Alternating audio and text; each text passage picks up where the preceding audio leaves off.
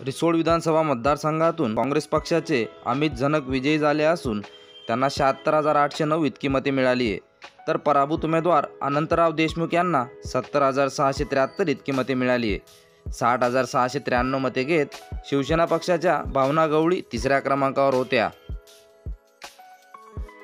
वाशिम विधानसभा मतदारसंघातून भारतीय जनता पक्षाचे श्याम खोडे विजयी झाले असून त्यांना 1,22,914 इतकी मते मिळाली आहे, तर काँग्रेस पक्षाचे पराभूत उमेदवार सिद्धार्थ देवळे यांना 1,03,040 इतकी मते मिळाली आहे। 9,264 मते घेत वंचित बहुजन आघाडीच्या मेघा डोंगरे तिसऱ्या क्रमांकावर होत्या। कारंजा विधानसभा मतदारसंघातून भारतीय जनता पक्षाच्या सई डहाके विजयी झाल्या असून त्यांना 85,005 इतकी मते मिळाली आहे, तर राष्ट्रवादी शरदचंद्र पवार पक्षाचे पराभूत उमेदवार गायक पाटणी यांना 49,932 इतकी मते मिळाली आहे। 31,042 मते घेत MIMचे मोहम्मद युसूफ तिसऱ्या क्रमांकावर होते।